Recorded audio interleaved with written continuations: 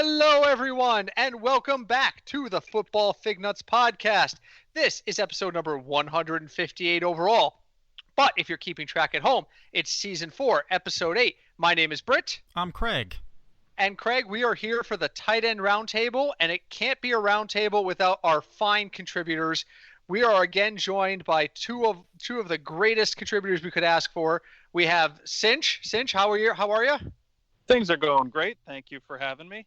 That's good. And for reasons I'll never quite understand, we've invited back the show killer, Sean. Hello, Sean.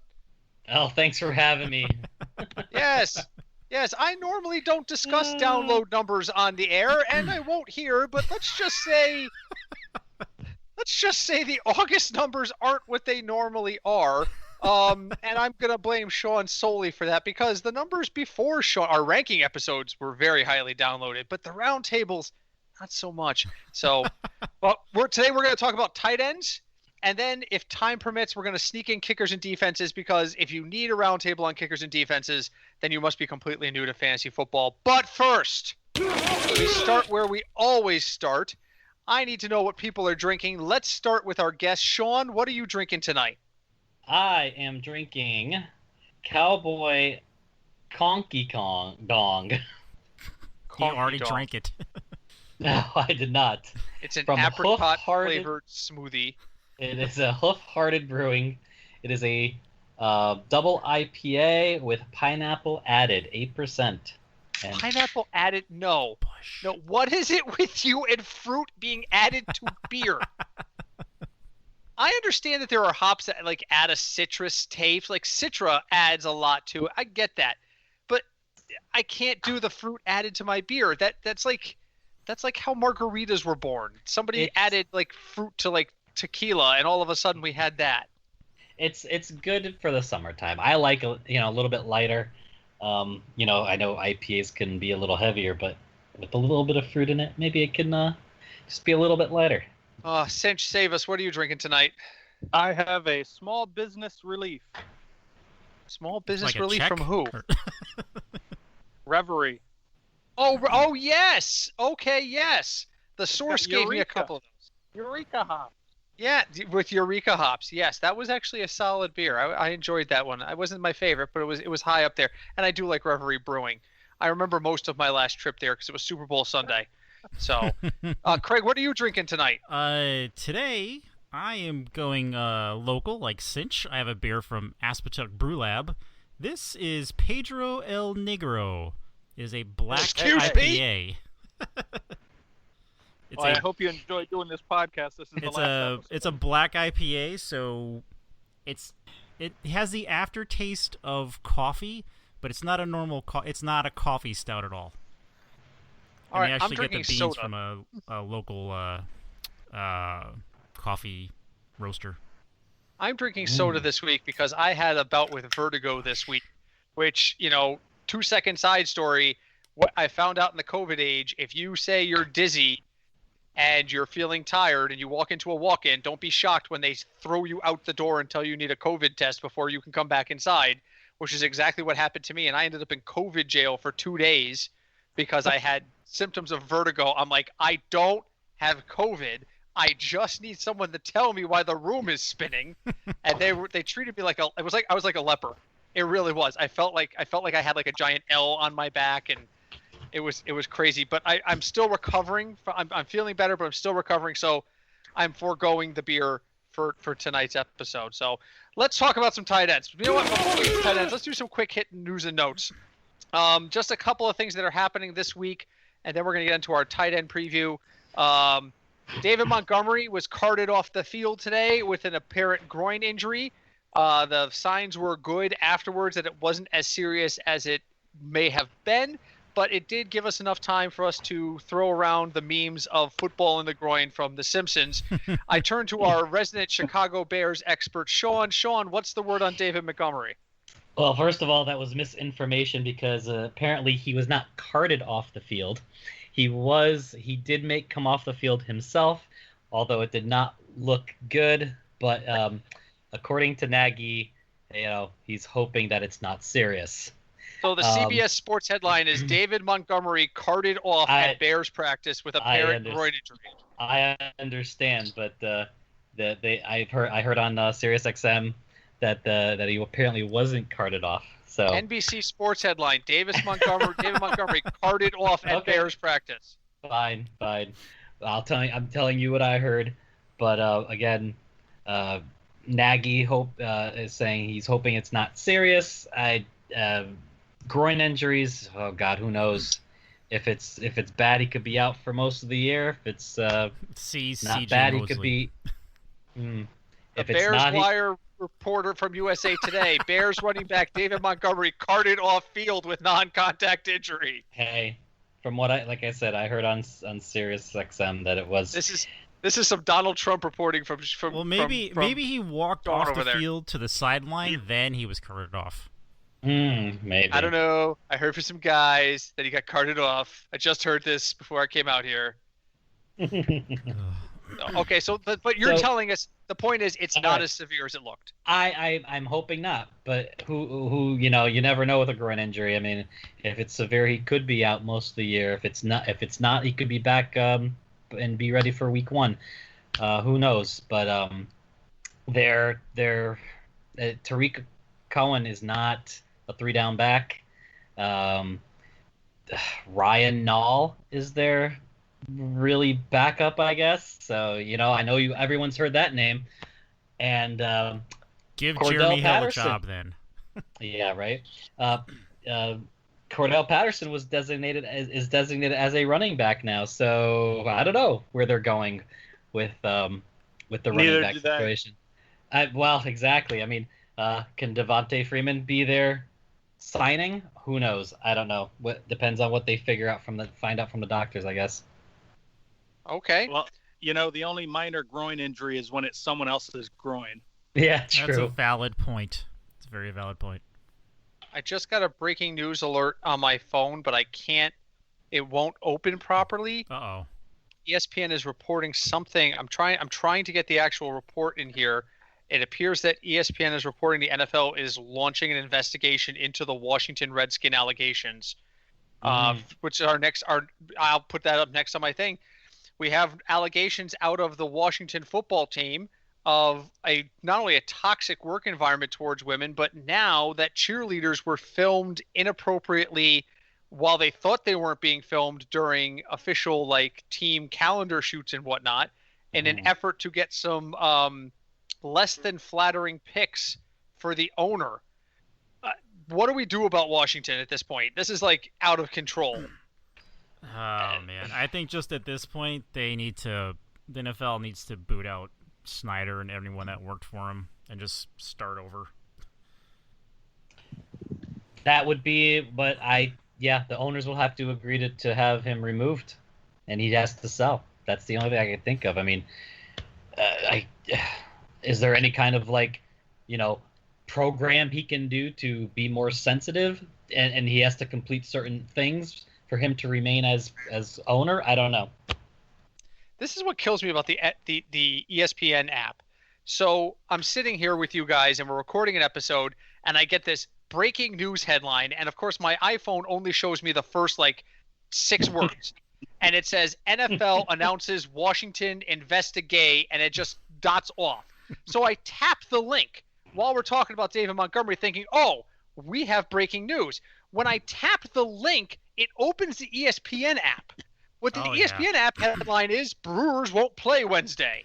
Oh, yeah, That's not what I tapped. So I hate the ESPN app for that reason. It's so damn says annoying. That 25 I hate more... ESPN for different reasons. So it says 25 more women accused Dan Snyder of sexual misconduct. Oh, he's got to go. So, yeah, because I think somebody was like, oh, the owner wants us to record this video and make sure you see the good parts or something like that along those lines. Unbelievable. All right, we got to move things along because, believe it or not, we're already 10 minutes in. We haven't talked about tight ends yet. Other quick headlines. I'm not going to ask for opinions on this. We're just going to toss them out there. We already have problems in New Jersey as supposedly Le'Veon Bell was removed from practice by Adam Gase. Adam Gase says that it was due to a tight hamstring. Le'Veon Bell tweeted, "Ain't nothing wrong with my hamstrings." So we already have problems in New York. So I'm sorry. Le'Veon Bell has been a major problem attitude-wise forever. So if he's not happy, he moves down my draft list. I strongly disagree. Excuse me for okay, you have 15 seconds. Go. Gase has never liked football players. In Miami, he traded away Landry. He had to get rid of every value, and they didn't have much, but every value that they had, he had to get rid of. He didn't want Bell. Now he's there, and he's picking fights with Bell. Bell was the perfect citizen last year. He just had no offensive line to block for him. That's okay. it. Fair perspective. Moving on, Kiki Kuti is hurt. That's breaking news. That should shock no one. Kiki Kuti is that could be a headline every week, and we could just say that and fail to disclose what he's hurt this time because it really doesn't matter. And good news, Sony Michel back on the practice field coming off the PUP, so that's fantastic. But let's get into our tight end because people want to talk about the tight ends. People are listening because they've got drafts coming up. They've got tight end issues. So really quick, we're going to run down what we had for our tight end rankings. We had Kelsey at 1, Kittle at 2, and we had Zach Ertz at 3. We felt very strongly that the drop-off came up after the top 2. So the first tier was really Kelsey and Kittle, and then we dropped off already. Ertz was at 3, Mark Andrews at 4. We have Darren Waller at 5. Evan Engram, Jared Cook, Hunter Henry, Tyler Higbee at 9, and then Hayden Hurst drops out the top 10. We got Austin Hooper at 11 because he's in a position battle. We've got Noah Fant at 12, TJ Hockenson at 13. We have Jonnu Smith at 14 and Rob Gronkowski at 15. So, gentlemen, Kelsey and Kittle are both going to be going probably in most redrafts. I'll pull up their ADPs right now. Fairly early. Are you comfortable with grabbing them early? Most situations, probably not. Of course, it could change with what's available on the board, but most situations, probably not. You have that tier. The next tier is probably the next 3 of Andrews, Ertz, and Waller. Agreed. And then definitely after that, it's like, wait. So let me tell you right now, in a PPR redraft, a full-point PPR redraft, Travis Kelce's average ADP is 19. So that puts him solidly in the second round. George Kittle's is 24. That puts him solidly in the third round. So Sean's not willing to pay up for it. Cinch, are you willing to risk a second-round pick on Kelce or a third-round pick on Kittle? Both of those guys, yes. But other than those 2 tight ends, the rest of the tight ends could all just, wherever they fall on the draft, that's where I would draft them. They're the only 2 that I would reach into the second or third round for. Okay. So let me ask that. Let me ask that next. So so they're going to come off the board in the second or third round. Let's imagine you don't get them. Your draft is proceeding as normal. Let's say Mark Andrews is still out there. When do you start thinking about the Mark Andrews, Zach Ertz, Darren Waller level? Are we around 4th, 5th round? Where does that conversation start to happen? Let's start with Craig. For me, with those guys, it's going to be the same kind of thing. It's going to be situational, but I would definitely start to look at what's available towards the end of the 4th round and definitely the 5th round. I don't think Darren Waller is going to last past the 5th round. If he does, I'd be shocked. So, but it really depends on what your draft looks like. Sean, I'm agreeing. I think I would go after them in the 4th, 5th round. I am thinking that if I don't really love the wide receiver at that point, I would go with them again at this point, because at this point I probably have 2 running backs and 1 wide receiver and if it's the 5th round, I've probably got 2 and 2, maybe 3 and 1 even. But there's the wide receivers are so so much depth that I might consider one of those tight ends. Yes. Cinch. I think once you get past the top 2 guys, I let the tight ends fall to me, and I will not necessarily have the 3rd tight end or the 4th tight end. I might have the 7th or 8th because I think they're very close to the same thing. I kind of agree with Cinch on that. it would take a very specific circumstance, like Sean said, in terms of like what wide receivers I have, how my draft has gone so far, for me to consider one of the Andrews, Ertz, Waller guys. I mean, I remember last year, 2019, go pull the tape on our Week 1 DFS. I was talking about Darren Waller as a sneaky, cheap option. He was. I was there. And he was. I think he was at like 2,000. He was probably just above minimum. Yeah, it was like it was between 2,000 and 2,500 in that and range. It paid off big. He hit like 5x that week because nobody knew who he was. And then 2 weeks later, he was like $5,000. Yep. He was one of the top 5 most expensive tight ends, and I don't think we could touch him the rest of the year. But yeah, so I mean, I kind of agree with that. So the only thing I'll disagree with Cinch there is that I don't think that the 3, 4, 5 this year of Andrews, Ertz, and Waller are the same as after that. So I would consider them a little bit above, 6, 7, 8, 9, 10. I would definitely consider those guys a little bit more premium. Well, I think he does, but I think his point is, and I'm looking at the ADPs right now on Fantasy Pro, Darren Waller has got an ADP of 53, but Evan Engram is the next name down on the list, and he's got an ADP of 70.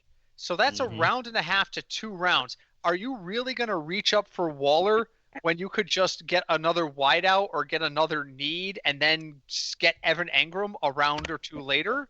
And Hunter Henry is going 10 picks after that. Do we want to just wait for Hunter Henry? I'm getting background noise from somebody, by the way. If why reach for Darren Waller in round 5 when you can have Engram or Hunter Henry in round 8? And the other thing you have to consider is if you're going to have the guy in round 8, now maybe you're getting wide receiver maybe 10 off the board. Yeah. Instead of taking that tight end, and now you're up to wide receiver 16 or 18 next time you come around. Yeah, that's exactly where I'm. Well. Again, this is where you have to look at what wide receivers are available and what's going on around it. So let me see the closest wide receivers to Darren Waller at 53 overall. The wide receiver going just before that is DK Metcalf at 51.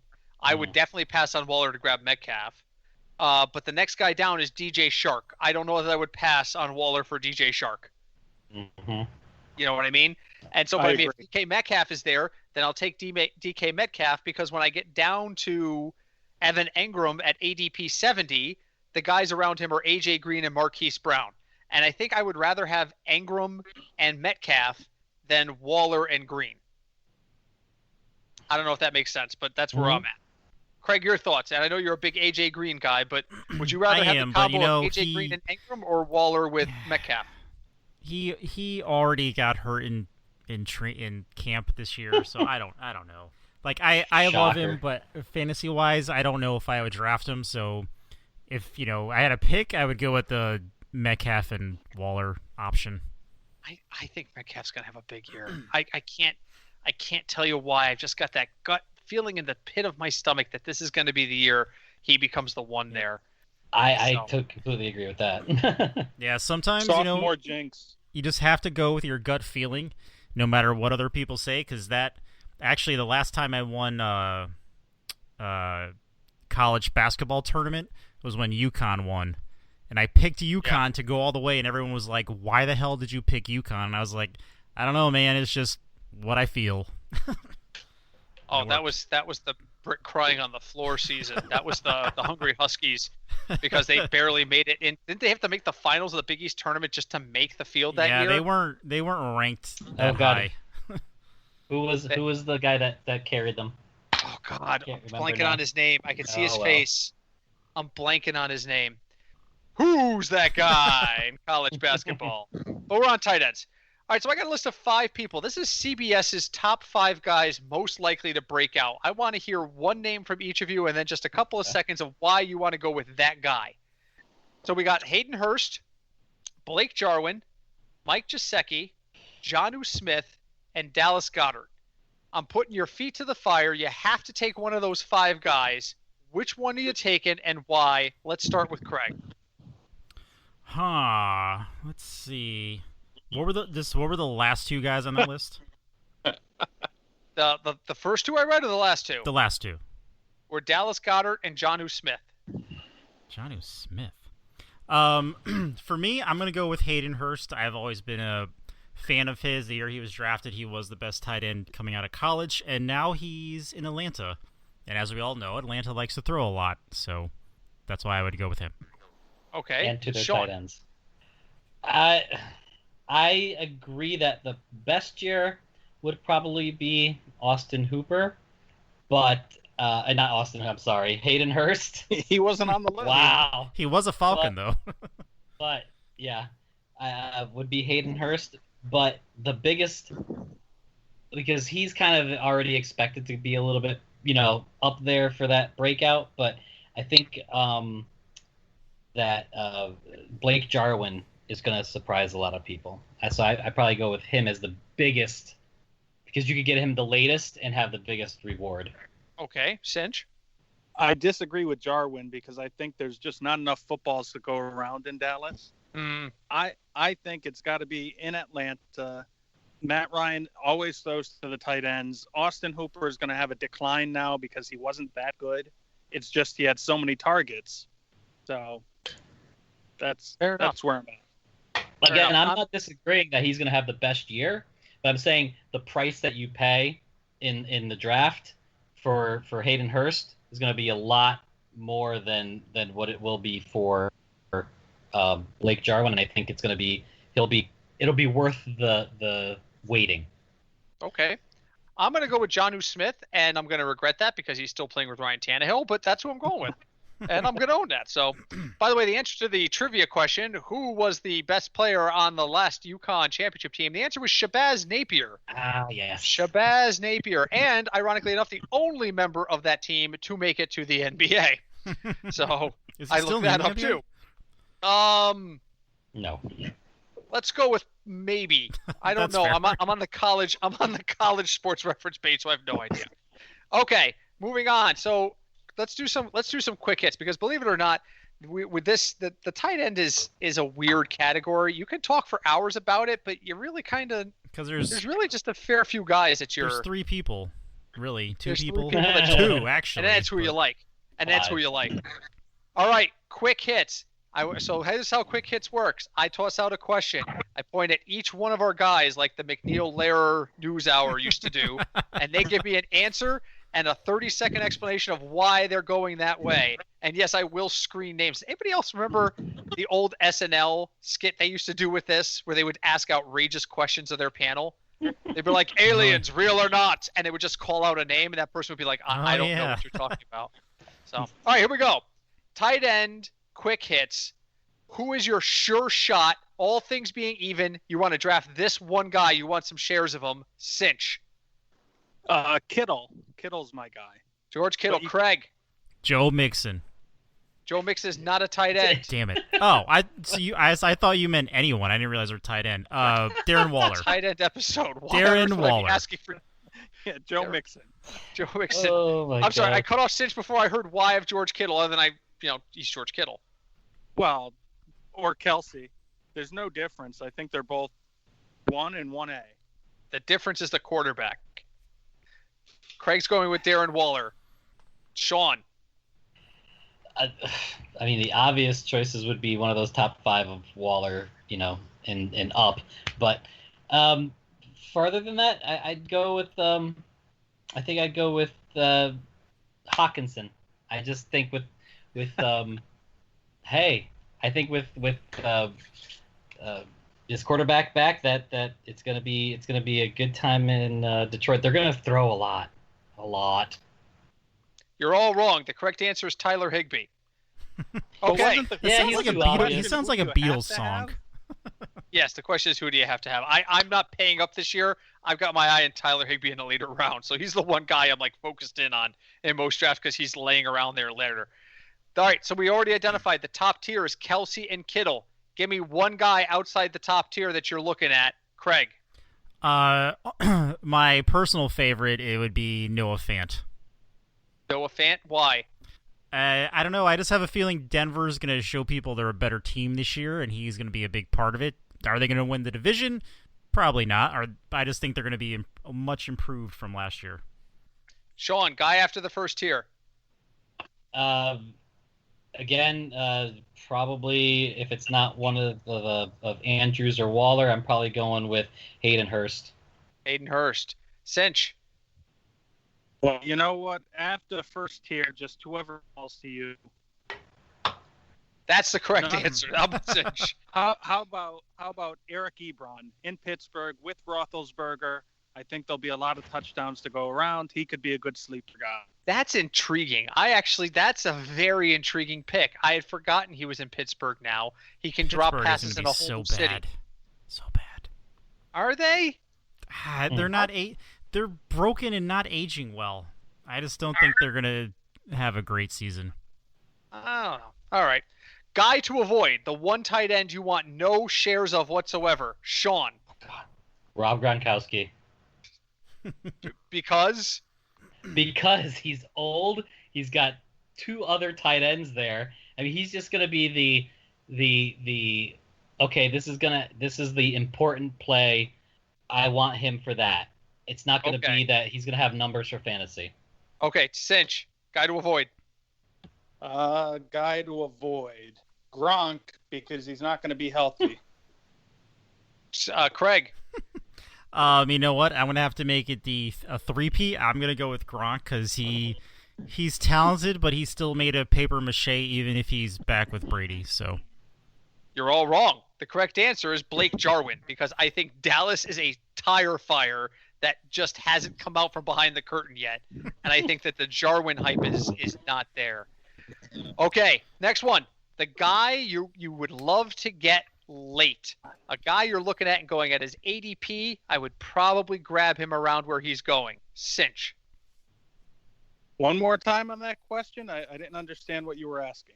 A guy you want to grab late. A guy that is not going in like the 5th, 6th, 7th round. A late guy that you're like, that guy could very well outperform. One other thing to that one. So is this like a second tight end, maybe? Like if you have your sleeper roster? tight end. It's not a sleeper. It's not a sleeper question. Okay. Everybody has that guy that they look at later in a draft and go, if that guy's sitting there in like round 12, 13, 14, he's worth taking a shot at. I don't necessarily think he's going to be a sleeper, but he's going to be better than where he gets drafted. Who is that guy at tight end? And Sean, stop moving. You're picking up a ton of background noise. That's not me. All right, so whoever's moving around and creating wind, please stop moving. Creating wind. Creating wind is the subtitle. Hawkinson could be that pick, but Sean's going to take him higher than I would. Again, could be Ebron, could be Higbee, could be lots of guys. Okay, but that's why I'm asking. Give me one or two. You give me one or two. Craig. My guy would be Chris Herndon. Once he stays off the go juice, I think he's going to be much better than his ADP is predicting. Sean. I'll bring up a guy that hasn't really been talked about a lot. I'll go with Gesicki.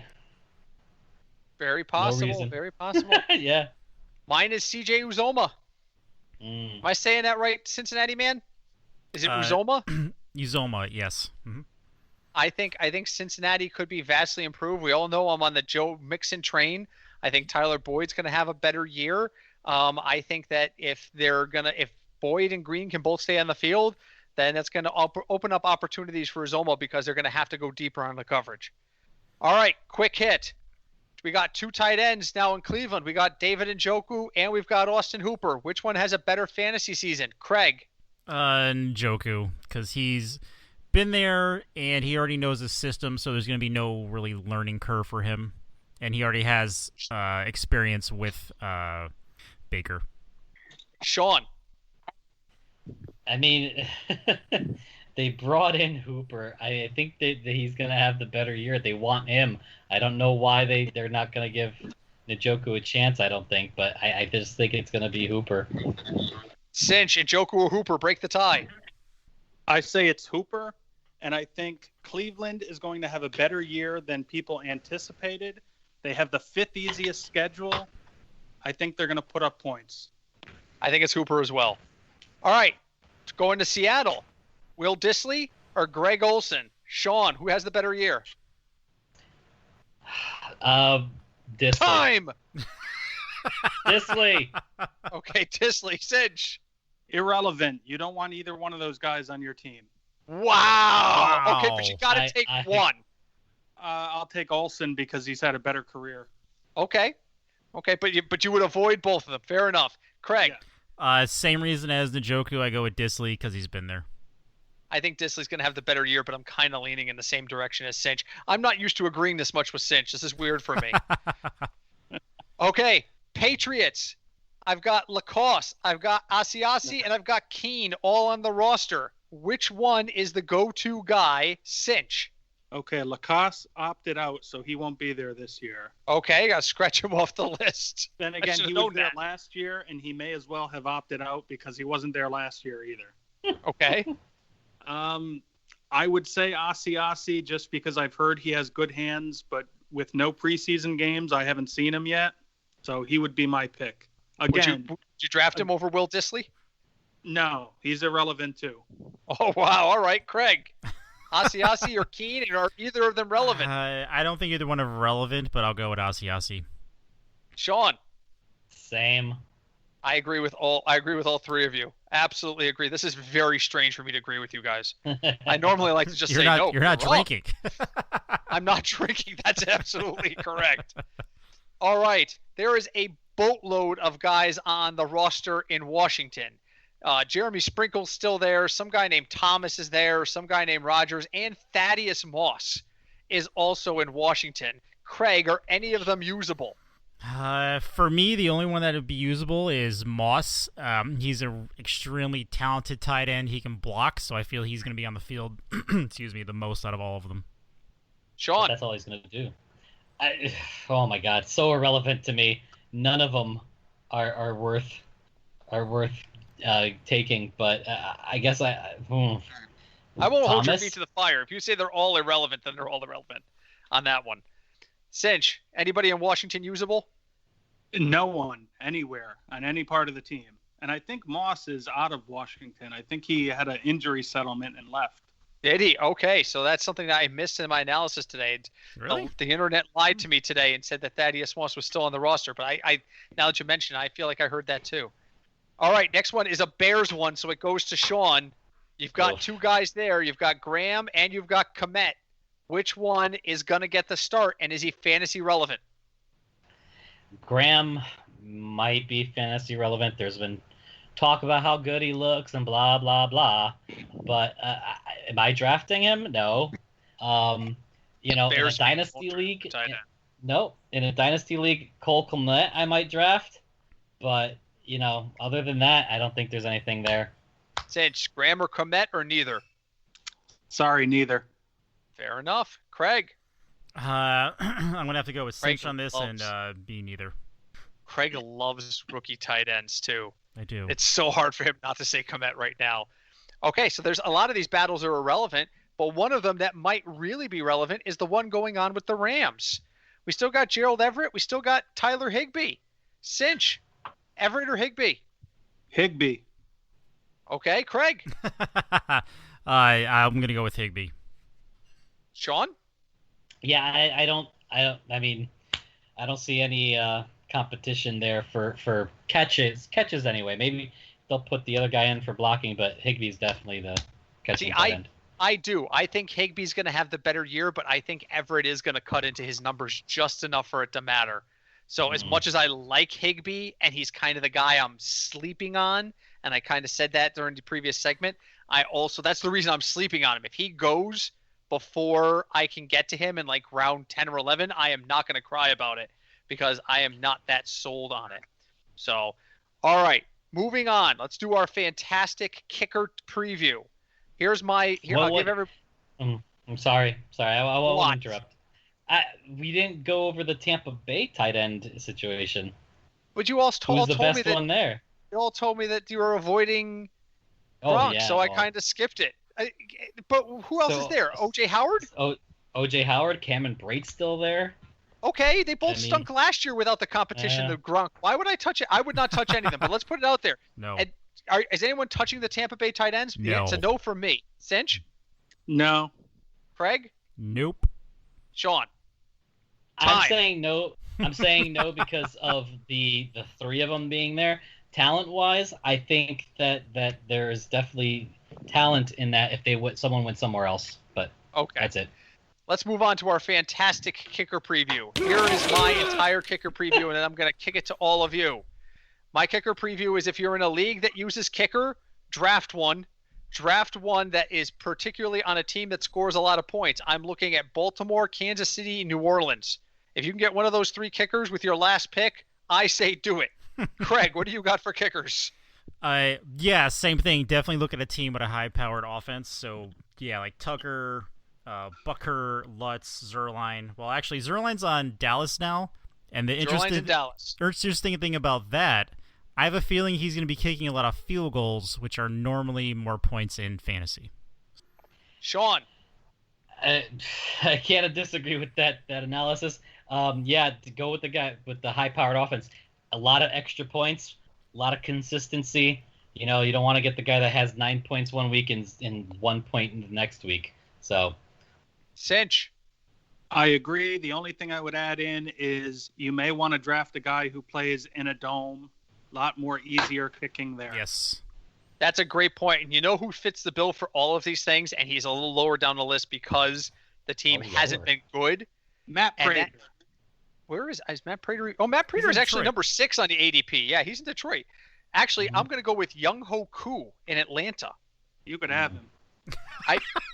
Wow. I think, Dan, besides the fact that Koo is a great name, I think that, you know, it's a dome.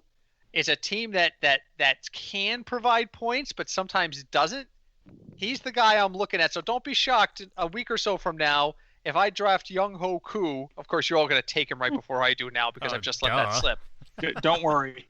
oh, I've already thought about him. I love the name. I went to school with somebody with that name, but that was his first Young-Ho name. Koo? No, just Koo was his first name. Oh, Koo is his first name. Okay.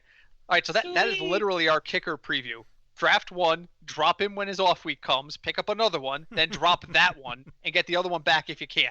Yes. End of story. Yes. Defense is a little bit more nuanced. I just want to hear from guys. The only question I have about defense is, what do you look for in a defensive team you pick? Are you looking for low points because you're in a league that has point restrictions? Are you looking for turnovers? Are you looking for special teams? I just want to know, what is the primary thing you look for when you're picking your defense? Cinch. If you can get a defense that's going to score points, that's great. If you could get a defense that has a good kick return, if you're doing defense special teams, you get a punt return or a kickoff return, that's points on the board. The defenses that hold the opponent to a low score, you might not get a lot of points out of that. It sounds good. Feels good if it's your favorite football team. But for fantasy, it doesn't really rack up the points. Fair point. Craig. So for me, I actually do kind of go with who has the lower, allowed lower points. I also look at sacks. So for me, like a team like the 49ers would be the perfect defense. Sean. I kind of look for teams that turnovers, that they can strip the ball, they can get the fumble recoveries. If they have a great kick return person, that's a bonus. But especially in our kind of a league where you get extra 5 points for a safety instead of 2, it brings up you have to know your scoring system basically. And my other suggestion is never be the first one to pick a defense. It always goes. There's always that one person that goes way too high. San Francisco, Craig, apparently he's going to be the one. So I will wait till after that. It's interesting that all of you had slightly different takes. Sean was looking at turnovers. Cinch was kind of looking at a whole picture, kind of focus on the special teams where applicable. And Craig was really looking at points scored. It just goes to show defense is a tricky thing to figure out. And depending on your format, which is a great point that Sean made, your format is really what's going to dictate how you look at it. San Francisco is the one hot defense that everyone is looking at this year. I'm not going to worry about it. I like to pick up the younger defenses. Last year I was a big proponent of the Chiefs defense, and it actually worked out for me. I probably won't be that high on the Chiefs defense this year.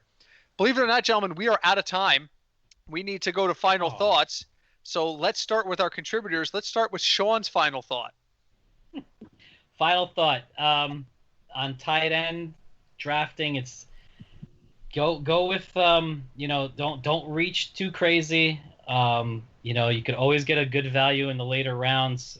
You only need one. If it's a tight end premium league, which there are, where they can get 1.5 points, then you got to adjust your rankings accordingly. But don't feel like you have to get that first tier. Also don't feel like you have to get a tight end because all of a sudden there's a run. Great. Cinch, final thought on tight ends and or kickers or defense. I'm going to go to kickers for my final thought. Please. This is the year of the COVID, okay? So in no other year would I ever say you might want to have 2 kickers. But Sunday morning you find out your kicker tested positive and he's out for the game. That's usually too late to pick up a player. So if you have the roster space, might not kill you to have a second kicker. It could be the difference of 10 to 15 points if you had a good kicker. So that's my final thought. Interesting. I could see that. Craig, what do you got? My final thought is hi, Deb. And my second final thought is reiterating the whole defense thing. Definitely know your league scoring for defense because that is going to make a huge difference in what you decide on who to draft. Because, if you say your defense allows, 21 points, 28 points or whatever, and all of a sudden you're in negative numbers, that's bad. So, because I've lost games because my defense allowed too many points, and they wound up being like 0 or -3, and I lose by 1 point. So, absolutely. My final thought is just this is the end of our Roundtable series. I want to give a special thank you to Cinch and to Sean for participating in it. Even though Sean kills our show, we do appreciate both of their sets of insights on this. I think the big thing I want to point out to everybody this year, I think the COVID thing has really forced us to remember why we do this. Yes, I wish to suck the soul out of my enemies as they lay bleeding on the ground because my team's up by 100 points. But it's really because I love the person whose soul I'm trying to steal. And this is a fun activity. Go have fun with your drafts this year. We may not be able to do them in person for a lot of leagues. That's a change. For some leagues, that's not. But enjoy the process, enjoy the actual draft of it, and enjoy the season, because I think with many of us having been in states where there's been limited social activity, this may be the best opportunity we have in a lot of states. So go out and have a good time with your draft. As always, wherever you're listening to us, please leave us a review. Craig, we got a couple reviews on Apple Podcasts this week. I was very excited to see that. We did. Wow. We had a couple new reviews. They rated us. They didn't leave us any comments, so I have no idea why they rated us what they rated us, but thank you for giving us a rating. Wherever you listen to us, check us out on Facebook, on the Football Fignuts podcast on Facebook. We're at Fignuts DFS on Twitter, although Twitter is a cesspool during an election year, and I'm avoiding it like the plague. Probably after the election is over, I'll probably be back on there. We will be back next week. I won't. Hey, Craig, by the way, heads up, I have a draft next Wednesday night, so I will not be available for recording. So you'll have to bribe one of our contributors into joining you. All right, I'll bribe one or two of them, I suppose. Right, if you can bribe them both, by all means. But we will have an episode next week. And then, believe it or not, the week after that is the week of September 10th. It is week 1, and we will be jumping into DFS. Hard to believe it's already literally on the horizon, but it's right there. So for Cinch, for Sean, for Craig, my name is Britt. Thank you so much for joining us. We are the Football Fignuts podcast, and we will see you soon.